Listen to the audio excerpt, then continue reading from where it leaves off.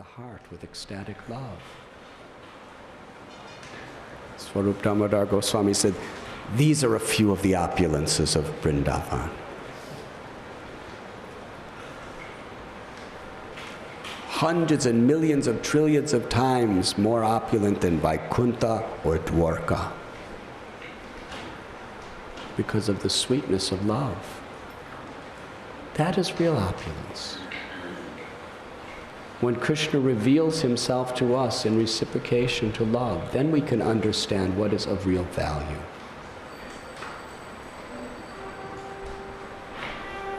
Krishna does not need anything. The Brahmins are chanting mantras, but Krishna is the ultimate author of all the mantras. Vedaishcha saraver aham eva vedyo vedanta krit veda vedeva chaham. Krishna says, I am the compiler of the Vedas. I am the knower of the Vedas, and all the Vedas are I to be known. So does he need us to chant mantras? No. Does he need our ghee? No. He is everything. But we need to do it.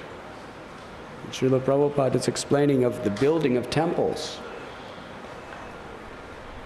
When Srila Prabhupada was at Juhu Beach, there was a very great challenge. It was like a battle. He wanted to put the deities there, and he very honestly, in an honorable way, made a payment for the land. And the man wanted to cheat him. And Prabhupada understood that he's representing Krishna. This is all Krishna's money, made by the hard work of the Sankirtan devotees. Yes? No, he wanted to protect. So he installed Sri Sri Radha-Ras-Bihari in a simple little shack. Such a shack, simpler than anyone in our congregation. So simple. It wasn't a flat. It was a shack. Yes? Prabhupada was living there. And Radha-Ras-Bihari was living there. How wonderful. Here is a supreme lord of the goddess of fortune, Lakshmi-nath, comes to the wealthy city of Bombay, and you have Malabar Hill and so many wealthy people with wealthy areas, with big houses, all these mansions built by the British. Yes? He comes to Bombay, Radharani and Krishna. Radharani is herself the source of Lakshmi Devi. And they're living in a simple shack that doesn't cost more than a few rupees to make. In a jungle. No gardens, just in a jungle. And Prabhupada was living there with him, with his devotees. Very difficult. Giriraj Swami Maharaj is writing a book about this. And people will be astounded to hear how Krishna resided.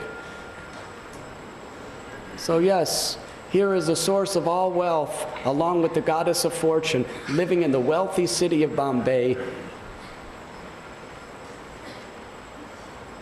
in the simplest, poorest conditions. But Prabhupada wanted to build them a beautiful palace, a wonderful marble temple. As Prabhupada explains here, a gorgeous temple. But was he doing it for Krishna? In Dwarka, Krishna had 16,108 palaces. Each one was more beautiful than Indra's in heaven. Now, there is no possibility of anybody building anything that can compete with Indra's palace in heaven. Hare Krishna.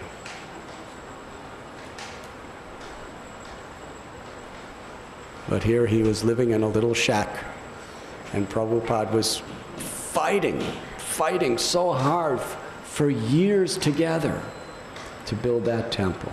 He was going against all odds.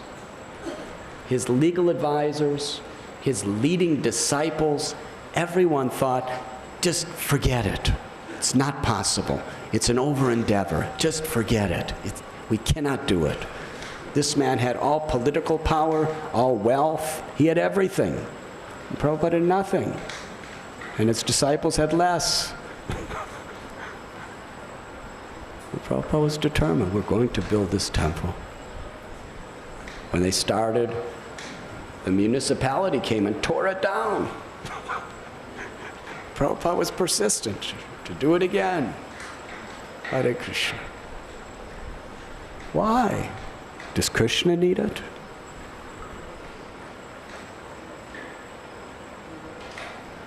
Prabhupada did it for the world. He did it for all of you.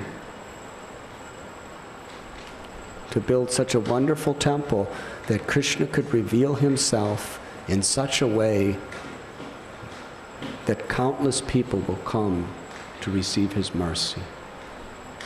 And their lives will be transformed. That is what it is all about. Transformation of the heart. And Prabhupada did it for that purpose. So yes, Prabhupada is explaining here that Krishna doesn't need anything. And when we understand that, we'll be humble. We cannot be proud. When we think that we're doing something substantial and wonderful for Krishna, then we'll become proud.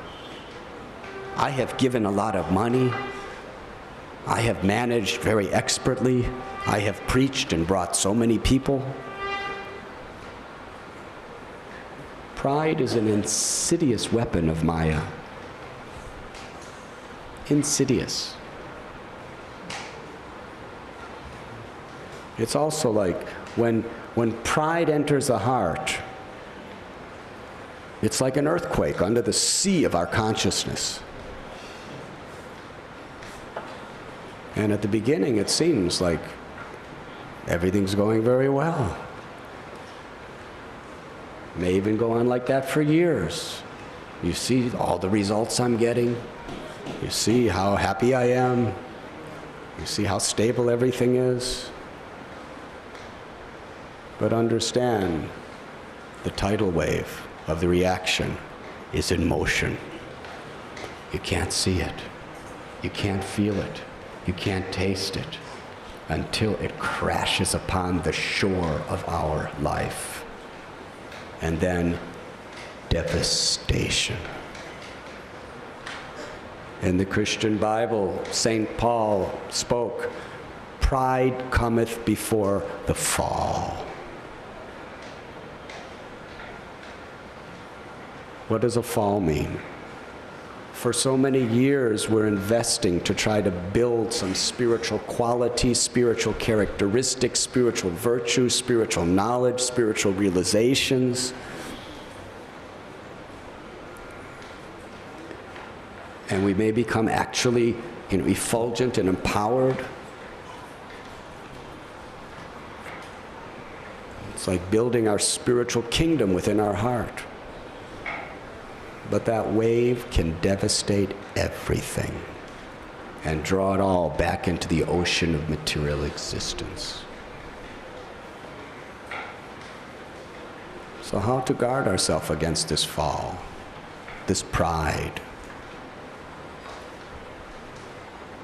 We see in the prayers and in the attitude of all the great souls through our holy scriptures, there's one thing, they're never ever proud.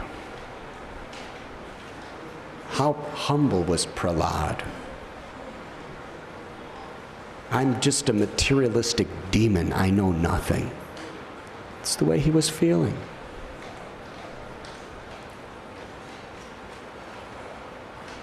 How humble was Ambarish Maharaj? Even Durvas Muni, who committed such a horrible offense, he attempted to murder Ambarish. But Ambarish Maharaj didn't feel any resentment. He didn't feel any negativity. That Krishna, my body belongs to you. You're the ultimate controller. If you want me to die, take me. I'm yours. That's humility. Vasudeva the leper became worried. You have cured me by your leprosy. You have given me a very beautiful, effulgent body. What if I become proud? Everything is spoiled.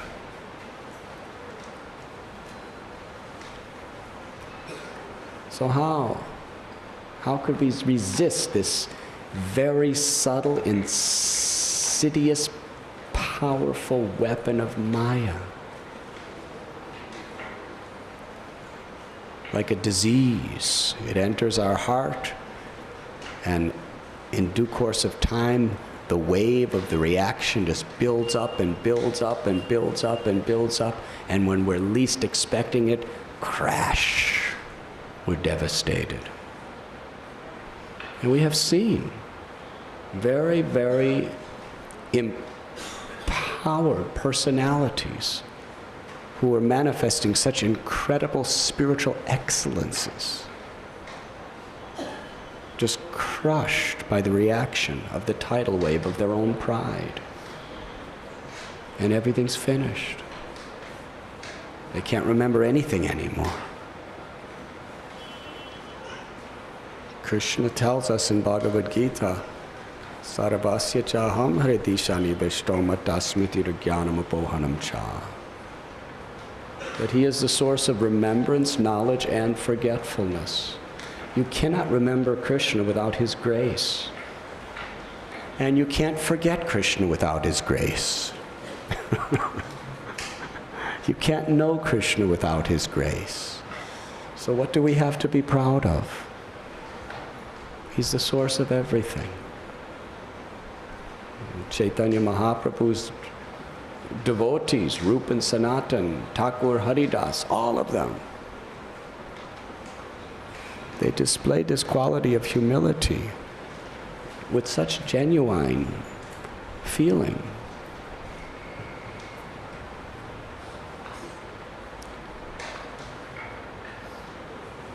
So Krishna, he does not need anything we do for him.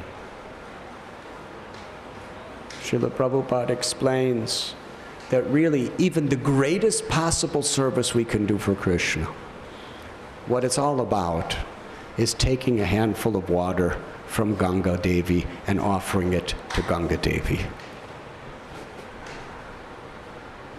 We take the water, O Ganga Mai, please accept this offering. Does she need it? We're taking it right from her, insignificant quantity, and we're offering it. Krishna does not need anything. He is self-sufficient in every way. But the most beautiful and wonderful quality of the Lord is he is Bhaktavatsal. That means he takes such great pleasure in receiving the loving sentiments of his devotees that he becomes subordinate, overpowered, and conquered by the love of his devotee, if it is genuine, by his own sweet will.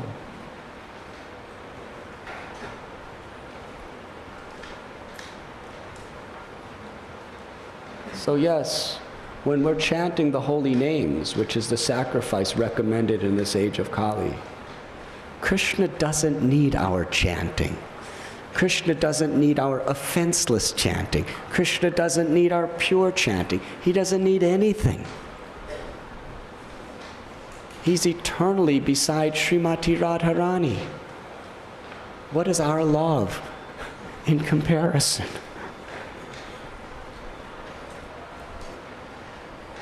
Srimati Radharani is the source of all love, all devotion, all everything.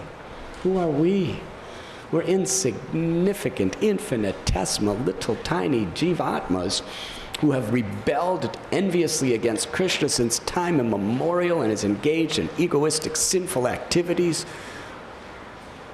Does Krishna need our love?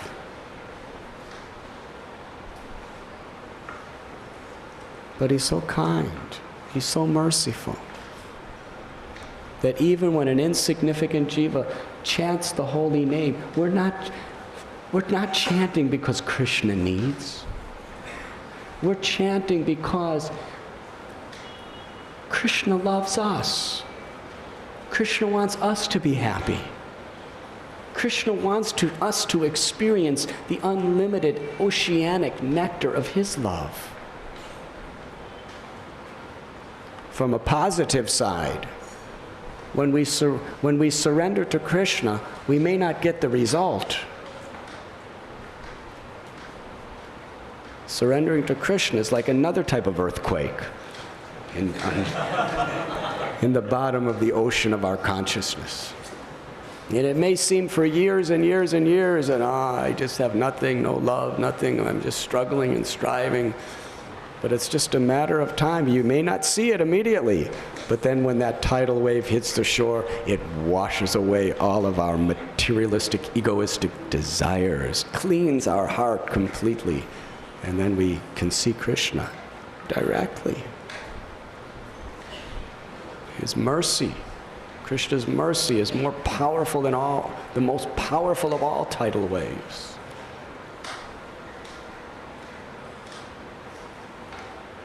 So yes, Krishna, he wants us to be happy. His love is our only qualification. His causeless love. He descends into this world again and again and again to give kindness to those who have offended him unlimited times. Who is willing to do that? Only Krishna and his purest devotees.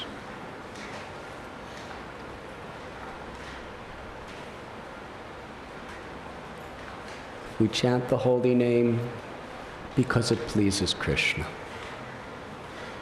And really, what is it that pleases Krishna?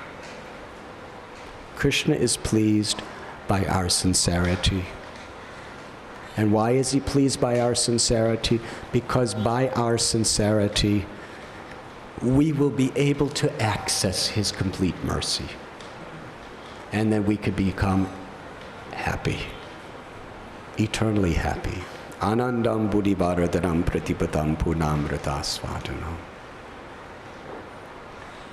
Krishna wants to taste our love. Why? Selflessly, so that he can give us the ecstasy that is born of loving him. He can give us himself. That is what bhakti is about. The principle of love means selfless. Krishna's love is selfless. Krishna's causeless mercy is simply for us. And a devotee's love is selfless. It's only for Krishna. The Braj Gopis, they left everything for Krishna on the night of Sarat Purnima. Everything. Even greater determination than Dhruva Maharaj. They went into the forest. Many dangers, ridicule, rejection, criticism. So many things were upon them, but they didn't care. Krishna's calling them. Krishna's flute stole their hearts. And when they came before Krishna, even Krishna rejected them. He sent them home. But their determination, and their determination was not anything for themselves. They had no sensual or egoistic aspirations. They were there only for Krishna's pleasure. It was the all in all. Srila Prabhupada explains from Sri Chaitanya Charitamrita that gopis never, ever, ever even have the slightest trace of personal consideration. of their own welfare or their own happiness. Exclusively, they are dedicated to Krishna's happiness. And they're willing to do anything, everything for Krishna's happiness. Selfless love. And Krishna tells gopis, even in an entire lifetime of Brahma, I have no power to repay you, even with all that I possess in all material and spiritual worlds. Therefore, Krishna gave the gopis himself. That is love.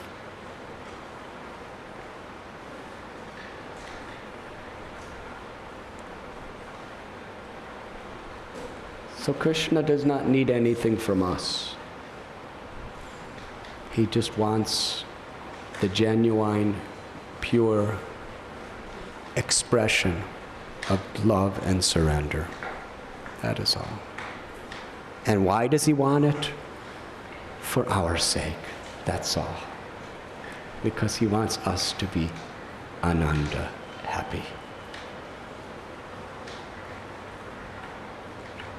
All of life's goals and opulences are directly, self-sufficiently, unceasingly, and unlimitedly increasing in you at every moment.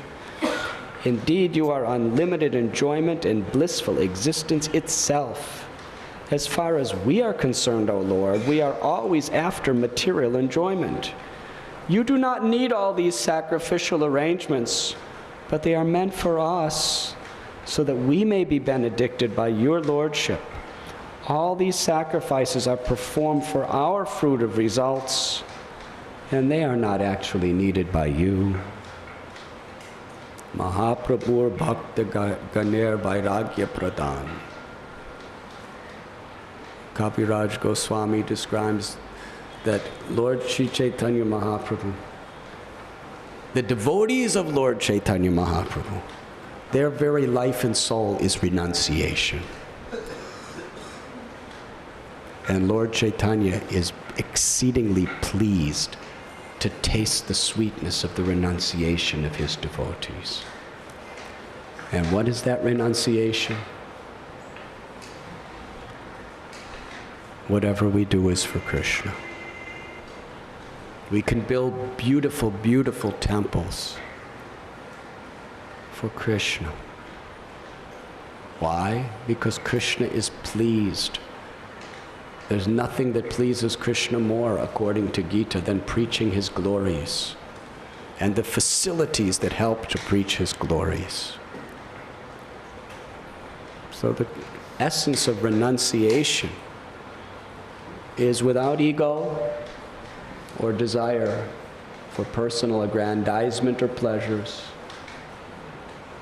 to chant the holy names, to serve the Vaishnavas, and to perform austerities for the sake of uplifting other people's consciousness. That is true renunciation.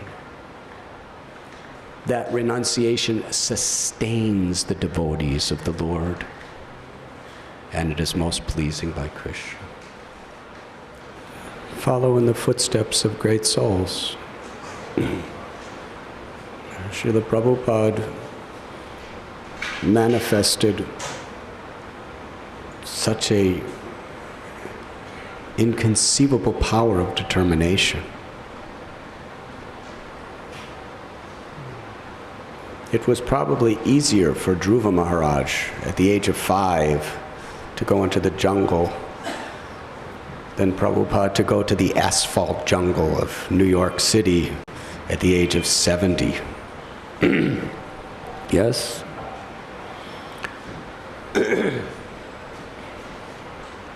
And so many people warned him against going.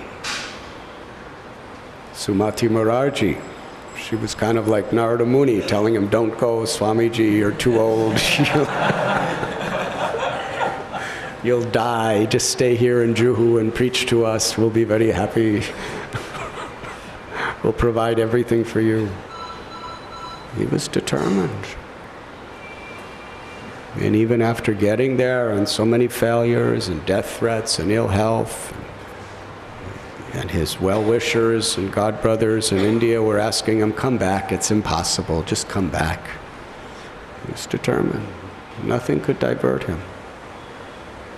The physical, emotional strain that he had to endure.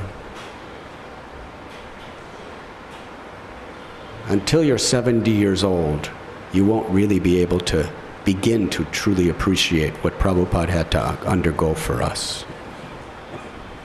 Very difficult. Incomprehensible. That was determination. And despite even, what was that, Dr. Mishra and Nikalananda Swami from Ramakrishna Mission, they were telling Swamiji, you should not wear these Indian sadhu clothes. You should wear Western clothes.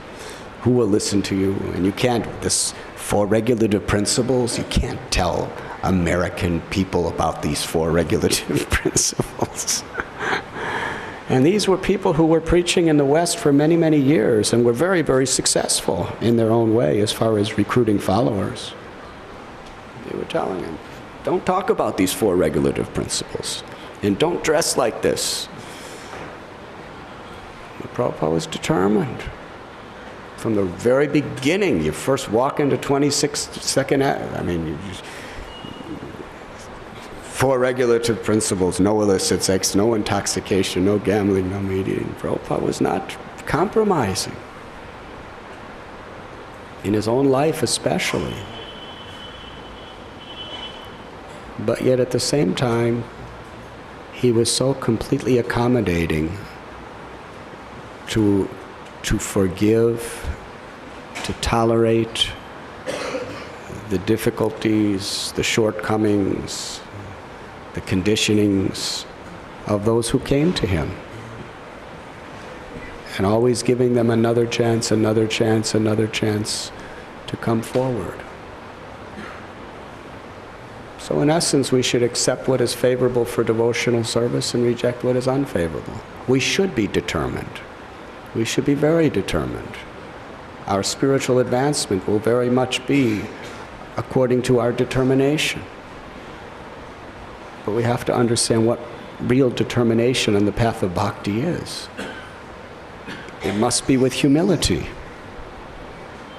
Fanaticism is if our determination, if our doing great things or austere things, if it makes us proud, if it makes us think that we're better than somebody else, then we're going to fall down.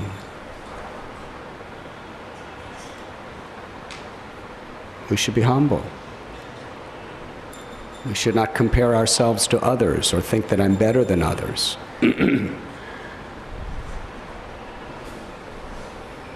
Krishnadas Kaviraj Goswami was living in the same spirit as Raghunath Das Goswami on the banks of Radha Kund.